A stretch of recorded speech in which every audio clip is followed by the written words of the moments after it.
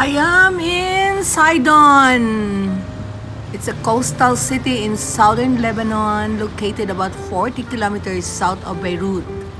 It is one of the oldest inhabited cities in the world, with a history that dates back to the 3rd millennium BCE. Sidon was once a major Phoenician city and a hub for trade and commerce in the ancient world. The city has been occupied by various powers throughout history, including the Assyrians, Babylonians, Greeks, Romans, Crusaders, and Ottomans. Today, Sidon is a bustling city with a population of around 80,000 people. It is known for its beautiful beaches, lively zooks, and rich cultural heritage. The city is home to numerous historical landmarks, including the Sea Castle, which I'm going to take you inside on this video.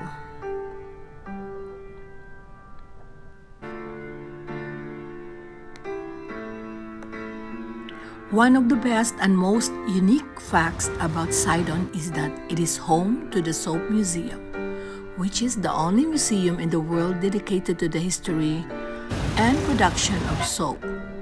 Sidon has a long tradition of producing high-quality soap made from natural ingredients such as olive oil and laurel oil.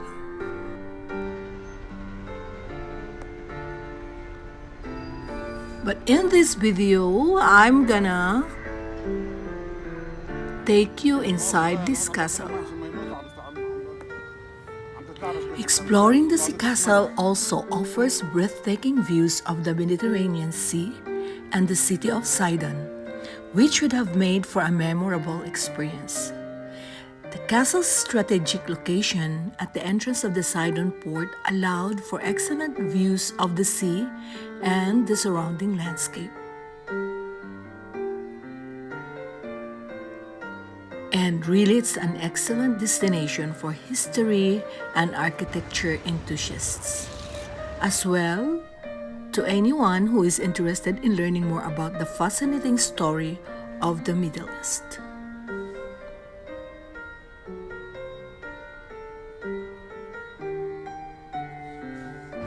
You will walk through the castle's courtyards and admire the various architectural details, such as the vaulted ceilings, intricate carvings, and frescoes.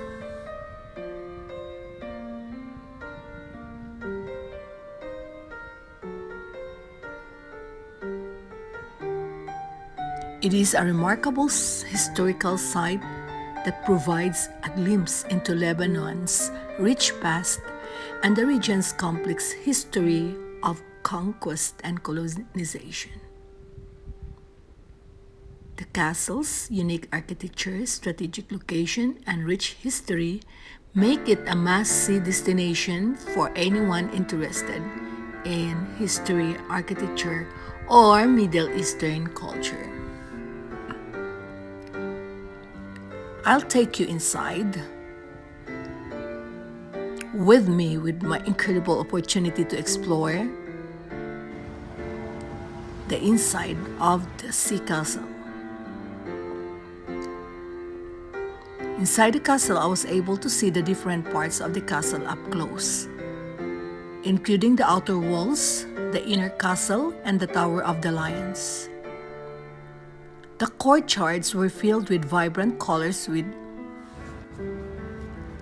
intricate details of the architecture, such as the vaulted ceilings, the beautiful carvings, and the frescoes that adorn the walls.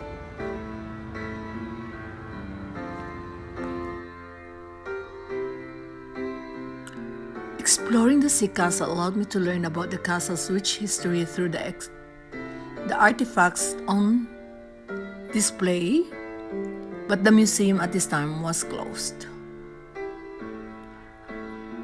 But still, I was fascinated by the display of the armor, weaponry, and everyday objects that were used by the castle's occupants throughout the centuries. The exhibits provided an excellent overview of the castle's history from its construction by the Crusaders to its later occupation by the Mamluks and Ottomans.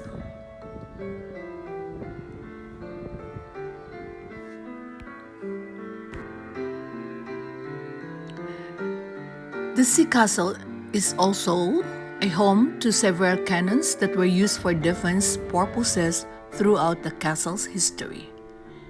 The cannons are made of iron and range in size, from small-handled cannons to larger cannons that required multiple people to operate. These cannons were an essential part of the castle's defense strategy, as they could be used to protect the castle from attack by the sea. The cannons were typically placed along the castle's wall and towers, allowing the castle's occupants to fire upon any ships that approached too closely. The sea castle in Sidon is constructed primarily from limestone, which is a type of sedimentary rock that is commonly found in the region. The limestone used in the castle's construction was quarried from nearby areas and transported to the castle site. The use of limestone in the castle's construction is significant because it reflects the materials and building techniques used during the time of its construction. Limestone is a durable and versatile material that was commonly used in ancient architecture due to its strength and ability to be easily carved and shaped.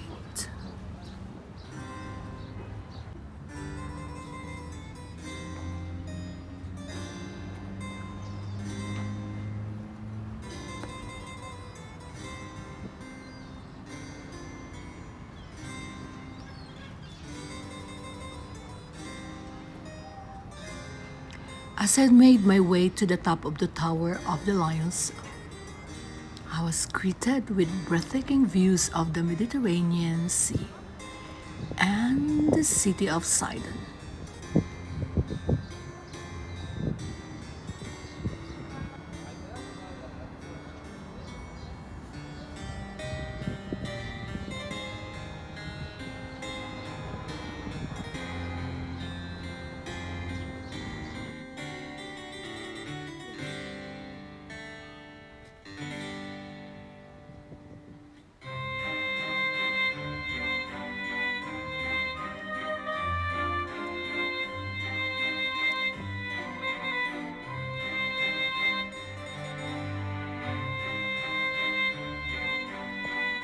The blue waters of the sea contrasted beautifully against the city-wide buildings, creating a picturesque scene that I'll never forget.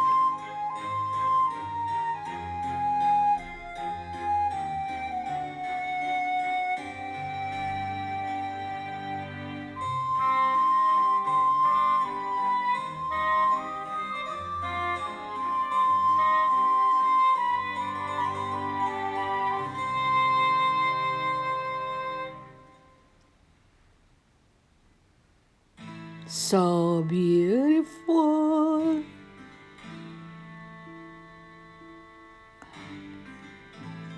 It feels like I am in ancient time.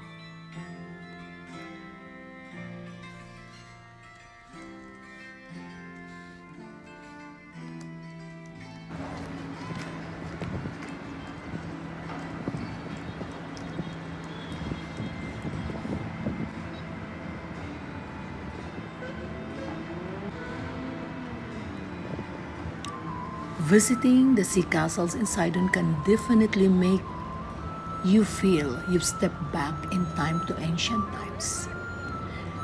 The castle's construction and design are a reflection of the architectural and building techniques used during the time of its construction, which dates back to the 13th century during the Crusaders period.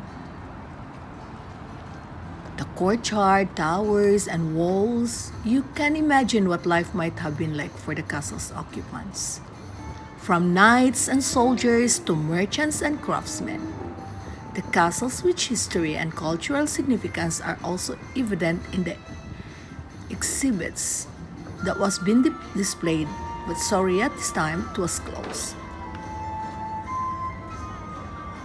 It used to provide insights into the castle's past and the role it played in the region's history.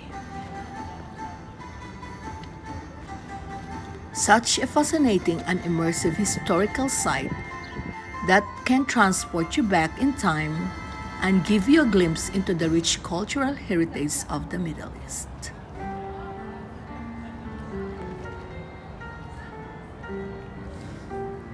The Sea Castle in Sidon is not only a remarkable historical site but also a well-preserved example of medieval military architecture.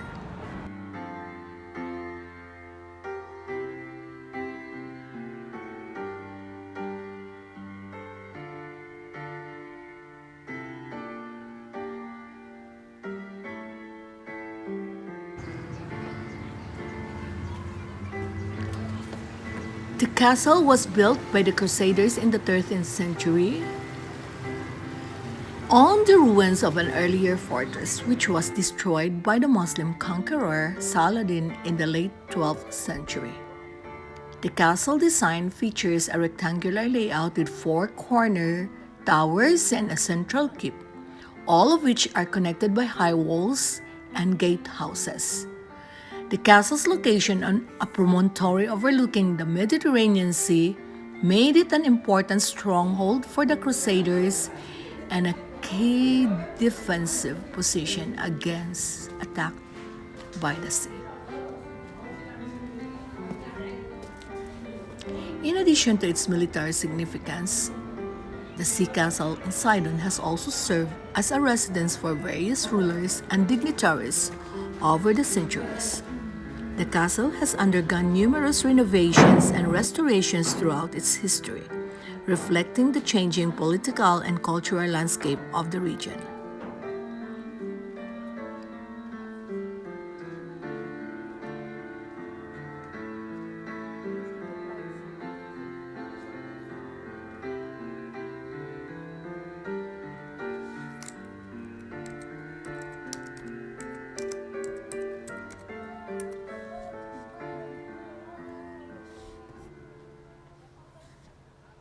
One interesting fact about the castle is that it was the site of a significant battle during the Lebanese Civil War in the 1980s.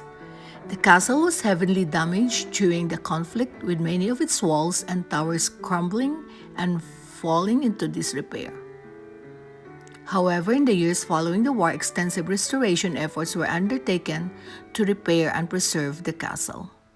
These efforts included the installation of new roofing, repairs to the walls and towers, and the addition of exhibits and museum displays to showcase the castle's rich history and cultural significance. Today, it became a popular destination for tourists and locals alike, who come to enjoy the stunning views of the Mediterranean Sea and the surrounding countryside. The castle's location on a promontory overlooking the sea makes it a perfect spot for photography and sightseeing. And the castle's rich history and heritage make it a must-see destination for anyone interested in the history and culture of the Middle East. Each corner you have different view. The visitors to the sea castles can explore the castle's many chambers, courtyards, and towers and admire its impressive architecture and designs.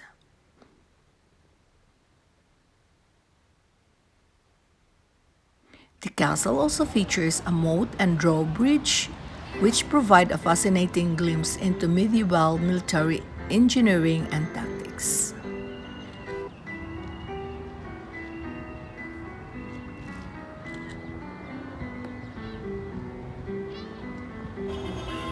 Whether you are a history buff, an architecture enthusiast, or simply looking for a thrilling adventure, the Sea Castle in Sidon is a destination that is sure to leave you awestruck and inspired. So don't miss your chance to explore this remarkable site and discover the wonder of the past. Thank you for watching. Please subscribe.